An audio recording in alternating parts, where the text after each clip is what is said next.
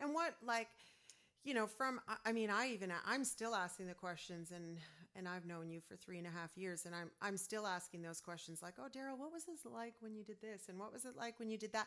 Because I'm genuinely curious. What was that process like for you when, you've talked really openly about it, which I think has inspired a lot of people to, take those steps and walk through the door and make those calls and ask for help.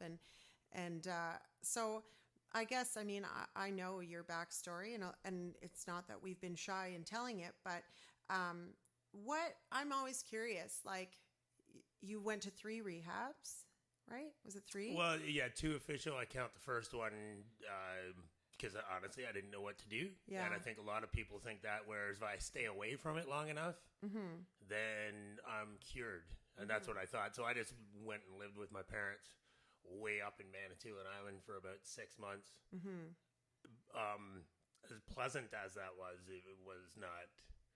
I wasn't fixing the problem behind the alcohol addiction, which has nothing to do with drugs and alcohol, by the way.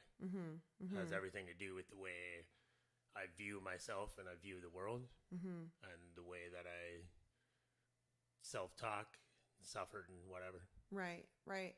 So what do you think made that third one work, or that final one, like the one that you were successful and have still been successful for over 9 years? It's not because that one was better than any of the other ones or anything like that. It was just in one word, perspective. Like, And your that's it. perspective? Yeah, and that's kind of what I wanted to say. Like, you brought up, like, we're talking about recovery and mental health. I think when we say mental health, people automatically, which is probably in the clinical sense, people think of like diagnosis.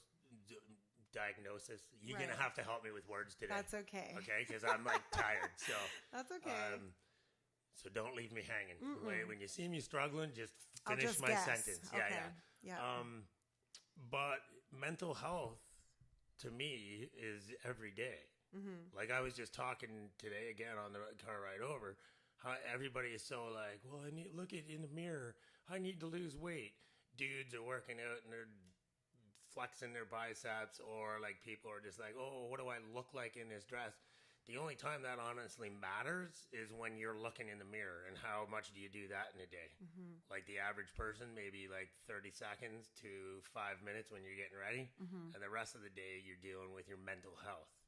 So you don't need to be like, oh, that guy's an alcoholic, mental health, oh, PTSD, mental health, oh, anxiety, mental health. Yes, that's it. But guess what? Everybody needs to take care of their mental health. That's what we're talking about today. Right. So, like, when I wake up today, I'm going and I'm working out. That's mental health. I do that. I'm not doing it to look like Schwarzenegger. I'm doing it because it makes me feel good. It makes me think clear. It makes my perspective changes. Right. It changes everything. Now, what the hell was I talking about earlier? Do you feel like when you sort of went through that last rehab, then when you say your perspective had changed, perspective. Would you say that your perspective had changed, like, throughout your program, or like before you showed up on their doorstep? No, when I showed up that last time, I was absolutely saying, this is crap. This is not going to work. I've already tried this and it's not going to work. But I was also on death's door. There was nowhere else to turn. So to say there was one thing, it's impossible. And I don't know. And I wish I could tell you. I do tell people the closest thing to any equation to being able to, try new things. Not even, again, it's hard for me to just say, oh, sober up. But we're not. We're talking about mental health. Anybody walking down the street. Go downtown and look at all the different people. They're all struggling with the same thing. Life. Right? Like, no matter where, if you're rich, you're a lawyer, you're somebody who's living on the streets, you're somebody, there's different situations, but They're just coping differently, essentially. The guy on the street might be happier than the lawyer, right? Because of perspective. And that's what it's all about, really. So for me to say one thing hit me, it was just maybe that certain type of person. The people at that last rehab, great counselors. The one at the first rehab were great counselors, but who I am, I related with these people. I was opening to listen. So the equation, I get all over the place. When I watch these things back, I realize I start sentences and I don't finish. And I'm all like, I leave people hanging. So maybe that's a way we can get people's emails. If you want to hear the end of Daryl's sentence, send it to your email and we'll send it to you. I'm used to it, but I see what you're saying. I know sometimes you're like, "Did you see what I did there?" And I'm just maybe I'm used to it. And maybe I should have been diagnosed with more things when I was a kid. I swear, but